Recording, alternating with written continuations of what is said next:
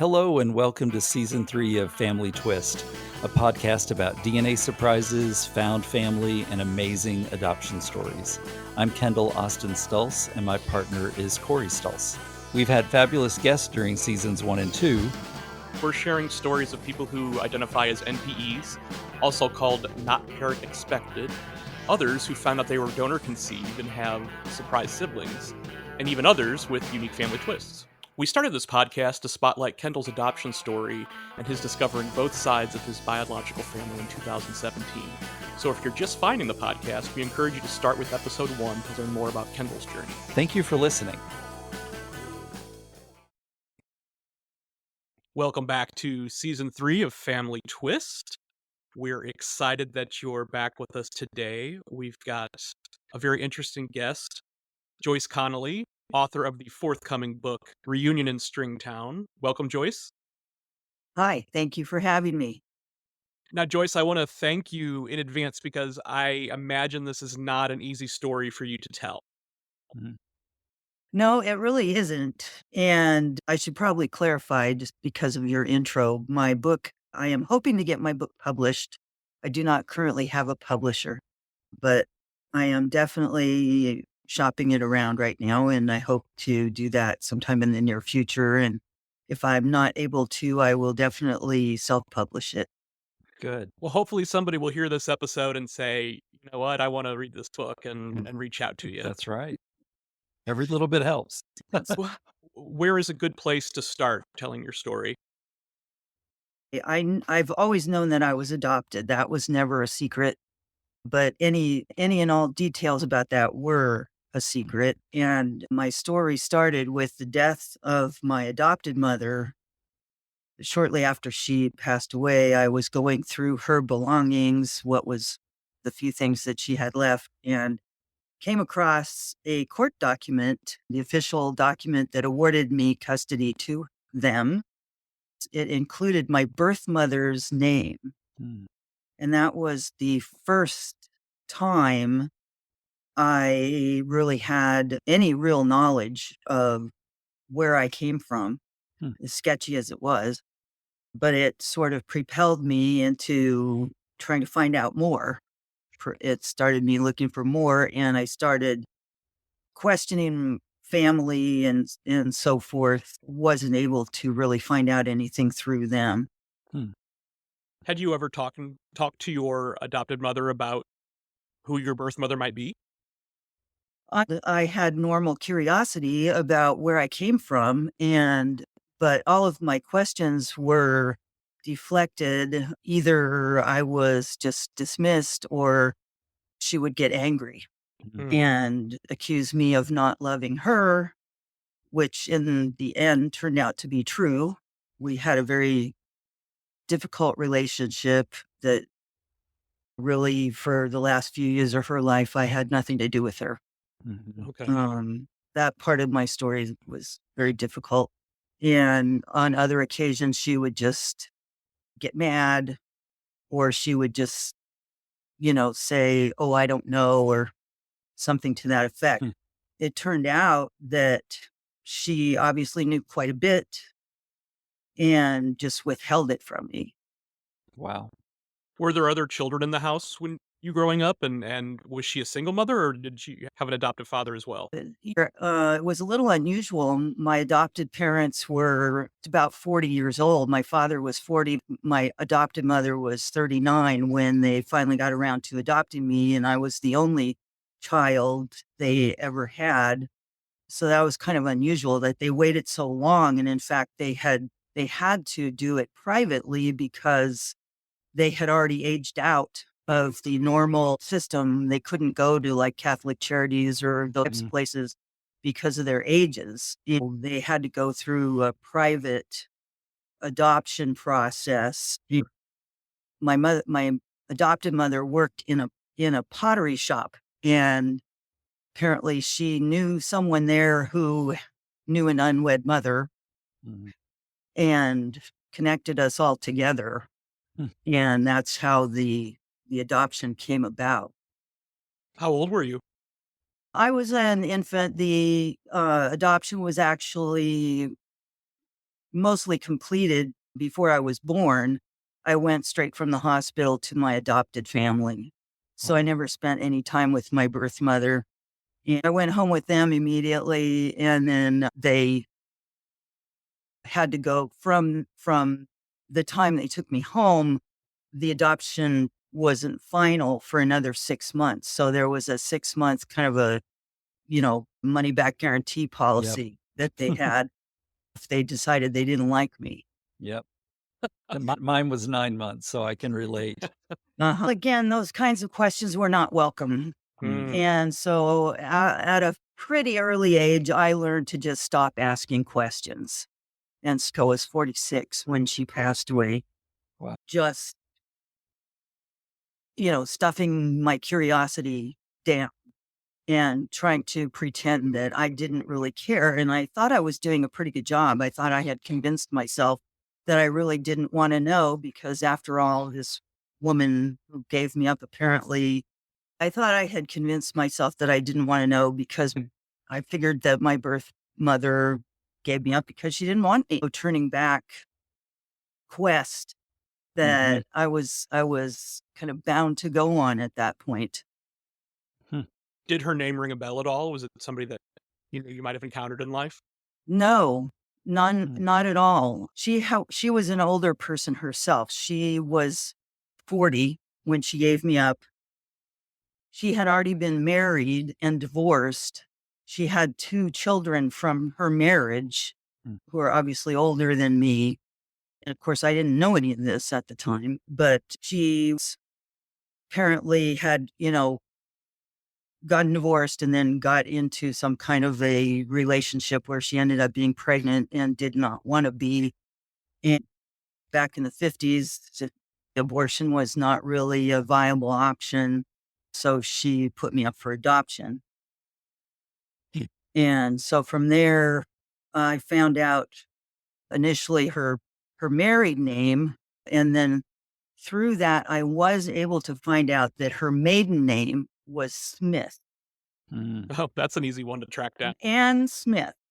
Yeah, wow. And I had no idea where she was from. All I knew really was that my adoption had taken place in Southern California in 1954.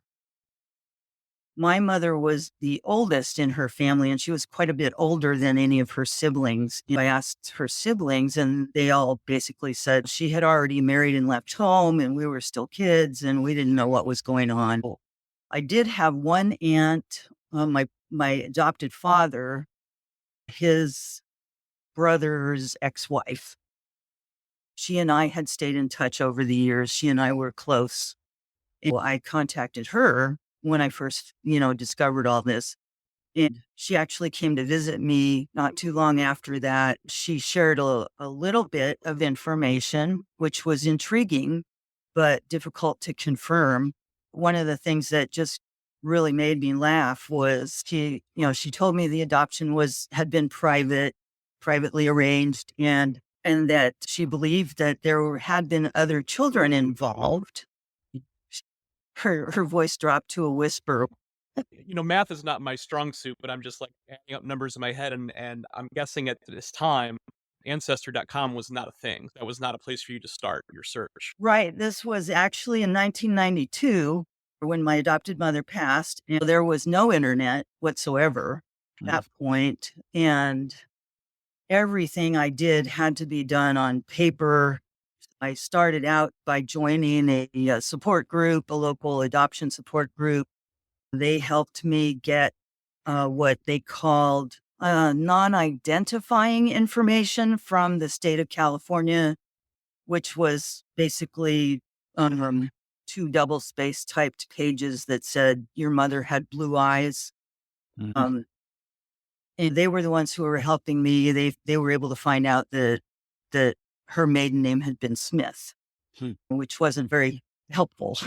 Just pounding the pavement, writing letters, pulling my hair out, trying to find some kind of information beyond the non-identifying information that they gave me, and just really wasn't getting anywhere. They did tell me in the non-identifying information that she had been married and that there were 2 children that my aunt had told me was true, but no names, no places. I didn't know where my birth mother had been born. All I knew was that at some point she had been in California.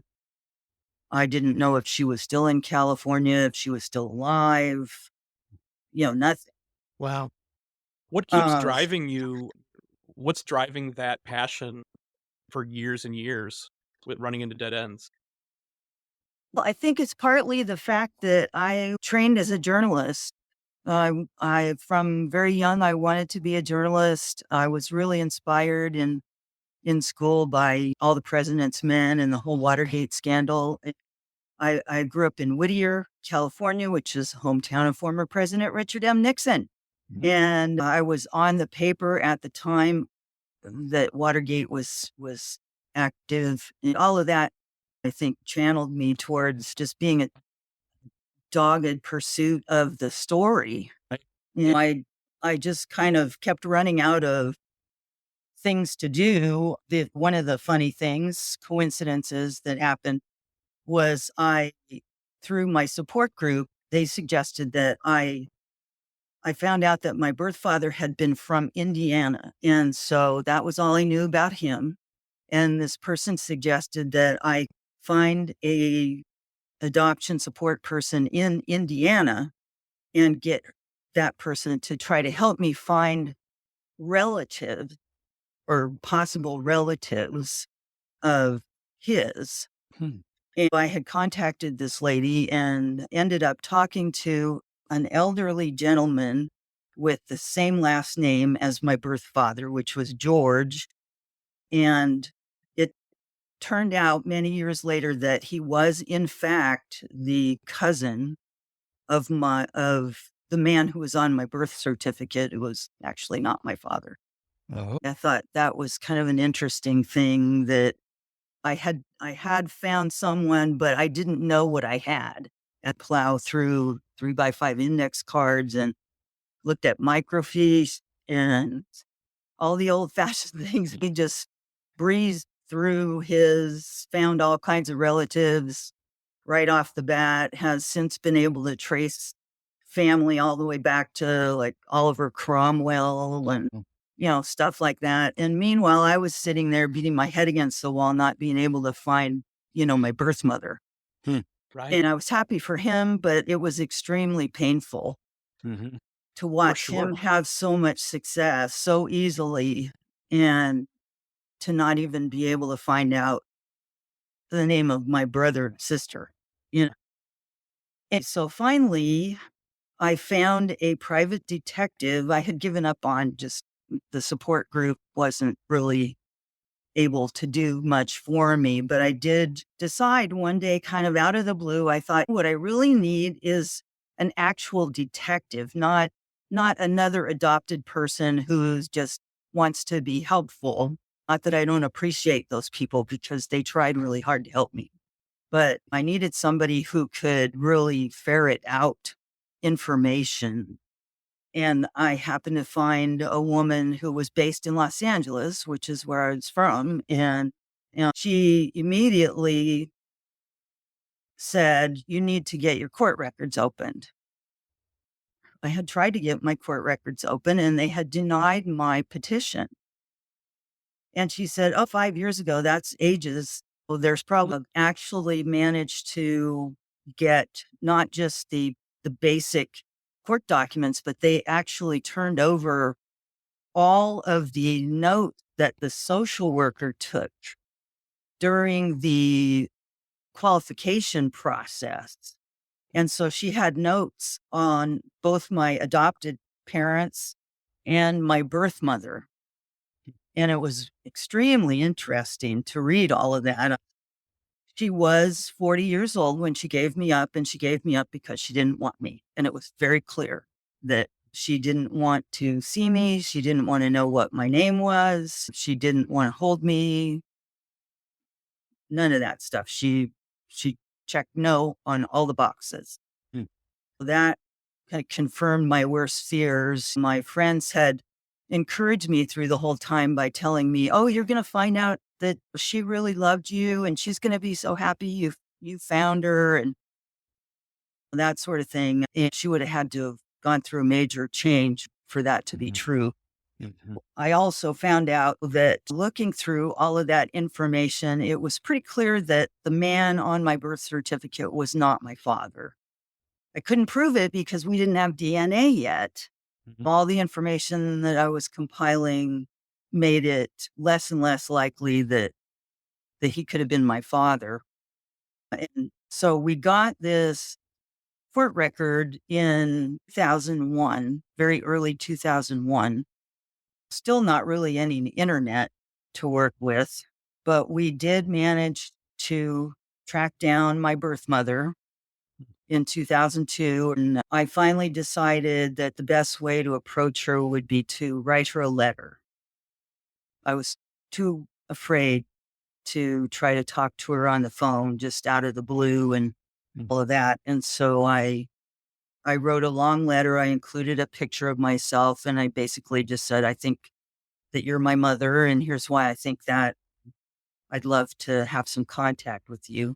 And I specified in there that I would call her on a certain day at a certain time to talk to her more about it. And when I called, a man answered the phone and I said, may I speak with Ann George? And he said, no, you may not. And he hung up.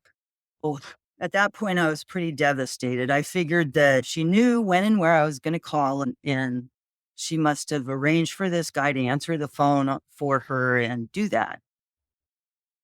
And I was really devastated at that point, and I really didn't know what I was going to do. I frankly was suicidal, um, just very upset. And a couple of days later, my private detective called me and said, how did your conversation go with your mom? And I told her what happened. If I wouldn't accept that as a no, I would want to hear it directly from her.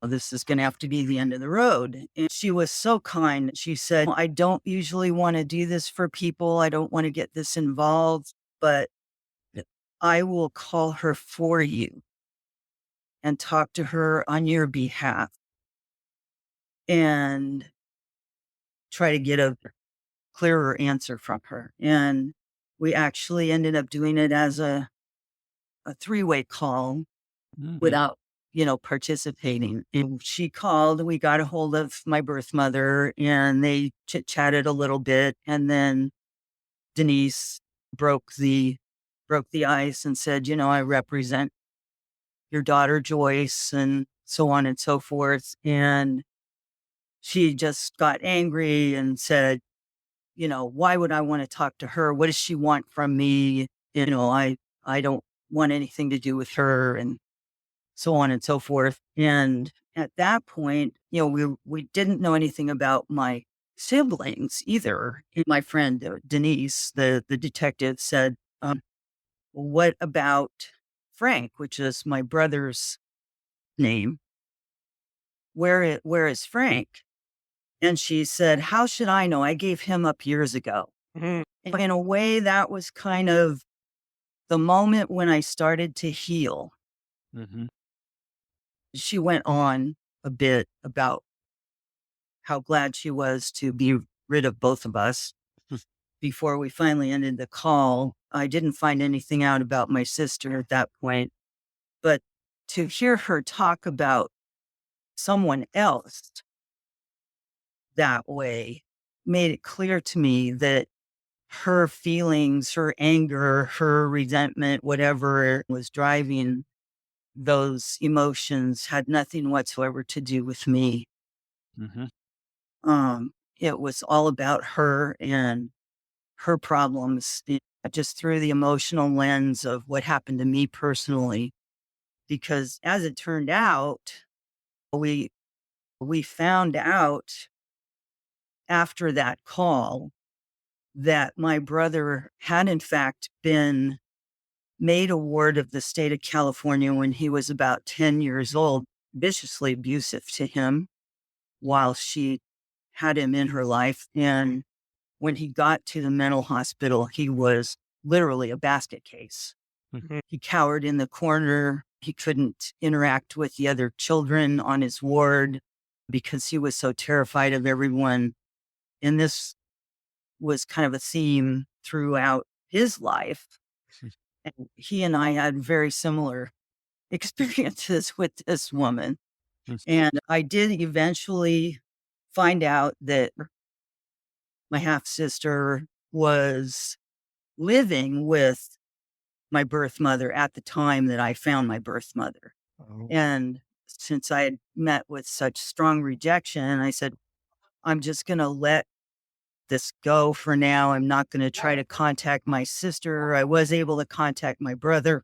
He and I had a great reunion, and we went on to have a really good connection with each other in spite of his disabilities and everything. And I was able to be there for him in the latter part of his life. And I'm really grateful for that. But I was afraid to contact my sister at that moment. Well, I thought, I'm just going to have to wait for my birth mother to die before I can contact my sister because they're in the same household. And so I, tried to kind of put it aside for a while. And finally, one day, Denise, the private detective, called me up and said, how are things going? Have you found your sister? And I said, well, no, I was waiting for, mom to die. And she said, well, I just checked the Social Security death index and she died last year. So I was like, hooray, the coast is clear. No, I I hear can get you. a hold of my sister. And so we were able to come up with a current phone number for her. And I called her.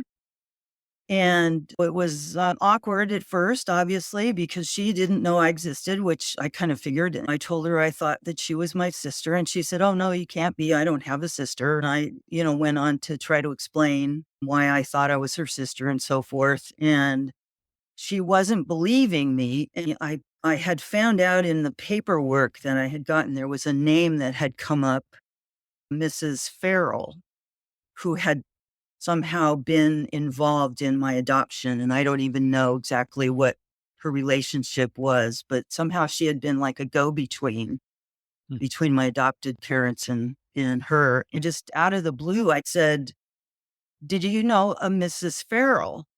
And she said, oh my God, Mrs. Farrell was my mother's best friend. You can't be lying about that. There's no way you could know about her unless you were telling me the truth. And that was the moment when she accepted me. And again, with her, we had a great relationship while she lived. Both of my siblings have passed away now, but we had some time together. I got to meet her in person and spend a week with her at her house in Tennessee, which is where they were living at the time. And we spent hours and hours on the phone. And then about 6 months after I found her, she died. Oh, Oh wow. boy. And that was another real low point in my Yes. in my process. And then my brother passed away in 20. Can we talk about your brother for a second? How did that reunion happen, and how like who convinced him that you were his sister? Oh, I had I had found out through the detective that he was living in a group home in Southern California, not too far from where I had grown up. Initially, I tried calling the group home directly, and the woman who ran the group home listened to my story, and she said, I can't give you any information without permission from the state. And so she kindly gave me the contact information, and I spoke to the social worker, and I had to prove who I was. I had to send paperwork to her and so forth. But once I had done that, she okayed for us to speak. And I guess they prepped him. They let him know that who I was and so forth. That first phone call that I had with him, he already understood who I was, and he was ecstatic. Oh. And shortly after that, I was concerned that he might have me confused with his full sister, but he didn't. He understood that I was a second sister. Shortly after that, I made plans to fly down LA to meet him in person. My husband went with me, and we walked into the house, and he jumped up from the couch and ran across the room and threw his arms around me. Oh, Mm. Well, that was another really special moment. of Um, course.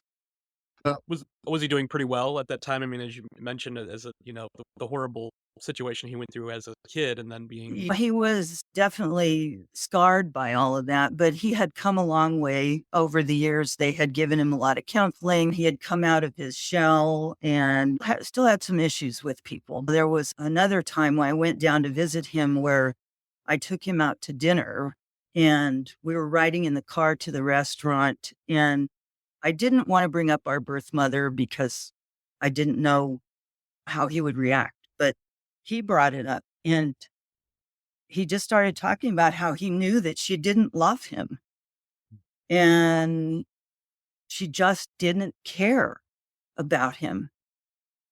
And I just put my hand on his leg and I said, "But we have each other now." Um, what did your sister have any contact with him after he was sent away? she did. Both my birth mother and my sister had some ongoing contact, and it was always very upsetting for my brother. They basically told my birth mother to stop coming around because every time she came around, she never made an appointment like they asked her to. She would just show up randomly. She would bring him clothes, but they would be clothes that didn't fit him.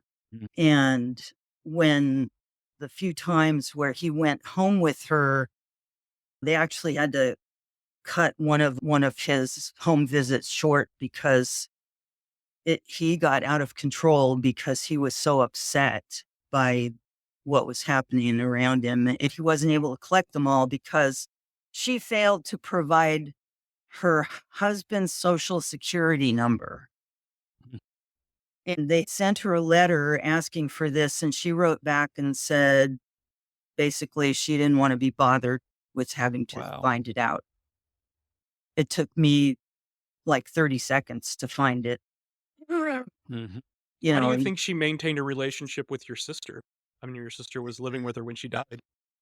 sadly, I think a lot of it had to do with the fact that, and my sister was definitely aware of this, that my birth mother was very promiscuous and she liked younger men. And my sister was basically served as man bait. Mhm. My sister was molested by some of the men that my birth mother dated. It was pretty horrific. And somehow, in spite of all that, my sister kept insisting that our mother loved her. Mm. I thought that was just kind of, a protection, Sure. Yeah, that she just wasn't ready to admit right. the full truth. But she was able to admit that she had been molested because of it. It was ugly. I should say, when I found my sister, it turns out my sister had four children Mm. of her own. And oddly, one of them was named Joyce. Hmm. And Joyce and I are very close now, along Wow. with her other two sisters. Yeah. And since my sister had passed away, and my brother really wasn't able to answer a lot of questions about it, I'd asked my nieces what they knew about the whole situation. And they told me quite a bit about my birth mother and what she was really like. And they didn't like her either. Mm. She wasn't any nicer to them than she was to anybody else in her life. And I kept asking all these questions. And finally, one time Joyce said, "You know what? I'm really not interested in this because her upbringing wasn't all that wonderful and she didn't really want to think about it a whole lot." But she said her sister in law was really into DNA research and I really ought to talk to her sister in law. So she connected me with this other woman. And through her, really, I'm not a scientific person. I'm a writer, Mhm. liberal arts major, and I was interested in DNA and all of that, but I really didn't understand all of the more details about the centimorgans. How many Mm. centimorgans do you need to be related and that sort of thing. And it was all pretty new at that point anyway. And Right. she was really interested in it. I was busy trying to write my book and work a full time job. And she sort of took over for me trying to research my DNA. And so first thing I did was had my brother and I both do an ancestry DNA test, which confirmed that he was my half brother, not a full brother. And my niece Joyce did a test as well. So we had a pool to work with. Mhm. And she, Jeannie, she had been working on my research for several months. And she contacted me one day and said, "When was your birth mother in Texas?" As far as I know, she was never in Texas. She was from Ohio and she went to California. And I think they were in Florida for a while, but, never heard anything about Texas. And she said, "Okay, well, I've got some more to research to do. So, see where this goes." And she called back and sent me a couple of emails and, kept saying, "There's a connection in Texas." Somehow she was in Texas or somehow she was connected with somebody in Texas, and she didn't want to tell me any more than that because she hadn't verified anything. And so she took my DNA from off of Ancestry and uploaded it to 3 or 4 other sites like GEDmatch and DNA Land. She somehow found someone on my birth father's side, but we weren't sure. And finally, one day she called and she said, "I think I know who your birth father is. And I found someone who's related to you. And she can explain how you are connected to each other." And it turned out my husband and I had moved from California to Texas in 2005.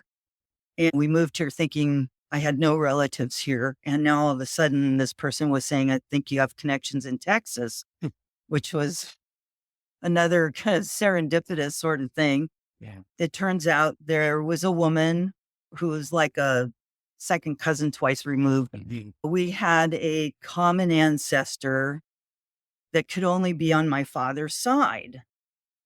We arranged to meet, and it turned out that she had a daughter living right behind our store. My husband and I own a retail store here in Grapevine, Texas. Her daughter lived right behind the store. She had been in our store Oh multiple my gosh. times Hmm. prior to this. Hmm. And, we never knew that we were related.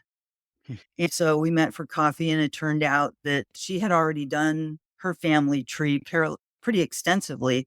So she had a good picture of how we were connected. And she said, "I know who your father is. He's one of 4 men, there's 4 brothers. And we'd have to do DNA testing on one of them to verify it. But I think I know which one it is." And the one who was my father, as it turns out, had died in a car accident in California in 1956. Oh, Oh, wow. So he had never married, never had kids, but he had, one brother still living. And it was this uncle in that I have in Southeast Texas. Hmm. And the family has a big reunion down there every year. Hmm. In 2017, I drove down there from Grapevine and spent the weekend with this uncle. And this lady who connected us came along. She brought several cousins with her. And we had a small reunion at my uncle's house and spent the weekend just kind of getting to know each other. Yeah, I'd finally closed the loop on the whole Mhm. family. I had a yeah. complete family all of a sudden. How did Wow. it feel to get that closure finally? Oh, it was great. I was nervous because I didn't know how I was gonna be received, and he invited me to his house. I knew it wasn't gonna be horrible, but still I was nervous, and he had some reservations. He didn't wanna do a DNA test, but that's okay. We have enough other data at this point that we don't really need it. But he didn't wanna do that, and I think part of the reason was because he had grown up believing that he was part Choctaw Indian. Hmm. And he didn't want to believe that that might not be true. Yeah. Yeah. Because I told him there was no Indian in my DNA. I had Right. Jewish and I even had some black, but I Right. didn't have didn't have any Choctaw Indian. Wow. Well, he questioned that pretty strongly, but whatever. That's okay. That's funny. The Yeah. similarity to my story is that my father still says that his mother was part Native American, and we don't have any Native American in our on our side, you know? It's like, Wow. "Okay, Yeah. dad. They hang on Okay." to those things. Yeah. Ooh, you've got this closure now. You've closed the loop.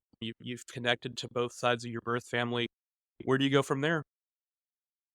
And that's a good question because that's one of the things I write about in my book. What is my identity? Because I now have basically four families. Which one is the real Joyce?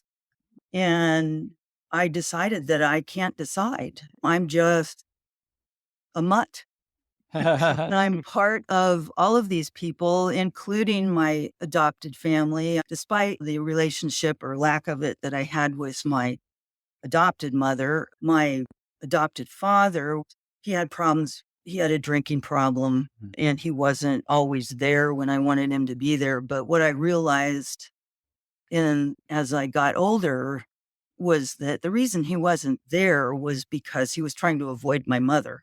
Right. It wasn't about me. Of course, being a child, thought everything was about me and that he was he was staying away from me because he didn't love me or whatever. And I learned that he had actually loved me very much and he just wasn't able to do much about it, to show it the way he might have if she hadn't been interfering all the time. Mhm. And despite her, I had good relationships with her siblings and their children. I have those people in my life, and they're still just as much family to me as the birth people are. It was it was really cool though to go to this first reunion in Stringtown, which is the actual name of the place where this reunion takes place that I go to every year. It's a lot of people that my immediate family has all passed away, but there are all these, second and third cousins and whatnot that are Mm. maintaining this long-term connection with our past. It's given me a history. And that's one thing I think that always drove me through this whole thing was that I've always been a history lover and I always wanted to be able to have a history, not just my personal history, but ancestors that I could Yeah. point to and say, my family came from so and so. And I couldn't do that as an adopted person. Mm. It makes me part of something bigger than myself to be able to say that my ancestors landed here and went there and fought in this and that, fought in the Civil War, fought in the Revolutionary War, contributed to the history and building of this country. And that means a lot to me. Sure. Well, it took a great many years, but Joyce the journalist finally got her story. And I hope I can get it published. Like I said, Yeah. if I'm not able to find a traditional publisher, I will self-publish it. But Sure. I'm hoping I can get someone else to front the I've been down the self-publishing road. I mean, if you end up taking that path, feel free to reach out Oh, for some tips and tricks. I will. Yeah. It's been really fun. And as I mentioned earlier, I knew this was not going to be an easy story for you to tell. Probably not an easy one for people to even hear parts of it, but there were glimmers of sunshine in there along the way, and it sounds like the closure that you got was what you were looking for all along. It really is. It's never going to feel the same. There's always that kind of thing that you weren't there growing up with those people. I Mhm. came into their lives after they were already adult. It- It's different. In a way, it's better because there's no emotional baggage. Till it gets created. Wait, that's my story. Right. Just wait, Joyce. Just wait. You don't have the ending of your book yet. No, all joking aside, it's great that you're able to share your story with us. And, we'll be sending out all the good vibes to publishers so you can get your story out there because, I'm sure there are others out there that can definitely relate to your situation. And the more people that are willing to tell their stories, I think the more it helps people heal. So thank you. Well, thank you again for having me on the show. Thank you so much for listening to Family Twist. We feature original music by Cosmic Afterthoughts. And Family Twist is presented by Savoir Faire Marketing Communications. Check out our website at familytwistpodcast.com for blog posts and all of our episodes.